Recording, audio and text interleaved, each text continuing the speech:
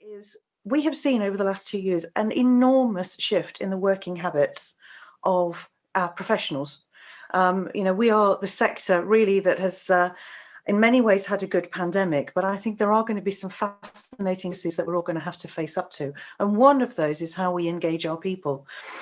So I'm talking about giving, but I want to talk about giving in the context of employee engagement.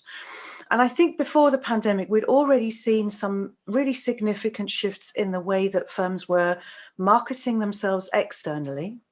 A real shift towards values, a real shift in things like sponsorship to making sure that they were not just being seen in the right places, but were being seen doing the right things. And I think that was a really significant pre-pandemic trend that we were already seeing. I think as we come out of the pandemic, we're going to have to start focusing internally and how do we project our values and our position within society? How do we make sure that that's part of our internal strategy as well as our external strategy? So I want to talk to you about giving. I want to talk to you about ways that you can use corporate giving strategies to engage your people. We undertook some research recently within the Beacon Collaborative among young professionals. We did focus groups across the UK, up in Scotland, in Wales, all across the UK, all across England as well, with young professionals to talk to them about their giving. Because I think you will have seen the same surveys I've seen over many years, which is this millennial generation focuses much more on values and impacts than perhaps those of us who are in our 40s, 50s, 60s and onwards. And what does that actually mean for them? What was very interesting was the extent to which young, high-earning professionals really do care about their giving, but at the moment feel very unsupported. And I think there's a real opportunity here for firms to potentially step in and to support them. I thought it might also be helpful to give you a bit of context about what's been going on in the charity sector over the last year and a half. Professional firms have had a reasonably good pandemic. The charity sector has faced an absolute perfect storm of having to transition their business models, seeing need escalating through the roof and seeing their incomes plummet. Pro Bono Economics is forecasting a £10 billion gap in income for the charity sector this year.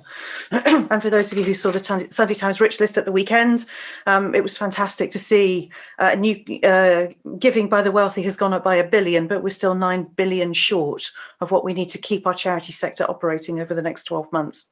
So I think this is a moment where professional services firms can think about what they're doing in their communities. They can think about how they can reflect their values to their employees through their corporate giving strategies. And there are some really good ways of doing this. Payroll giving, I think many of you will be familiar with. I'm sure many of you operate schemes already. In America, just for contrast, 80% of firms in the US already offer payroll giving.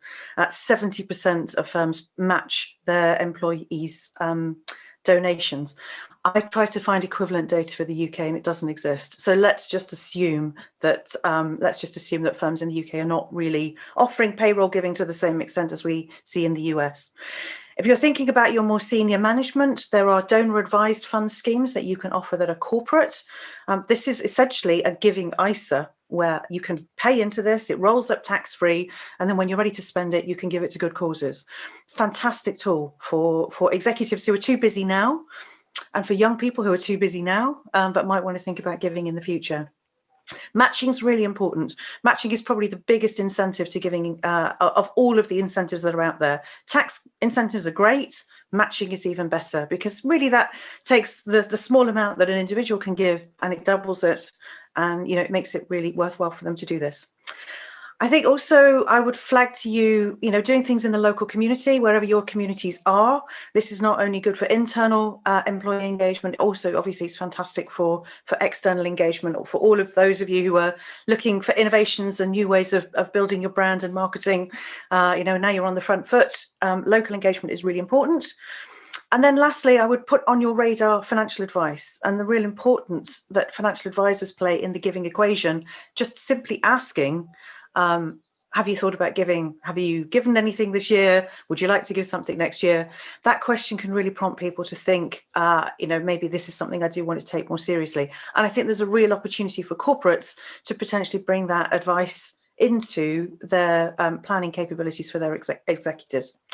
So I want to leave it there because I want to have lots of time for questions, but we're in a very tricky situation for our third sector in the UK. If we value our civil society, if we value all of the organisations that are operating across the UK trying to support our communities, then it's a moment, I think, as professional services firms to think about grit giving as part of that strategy for re-engaging with our communities and re-engaging our people.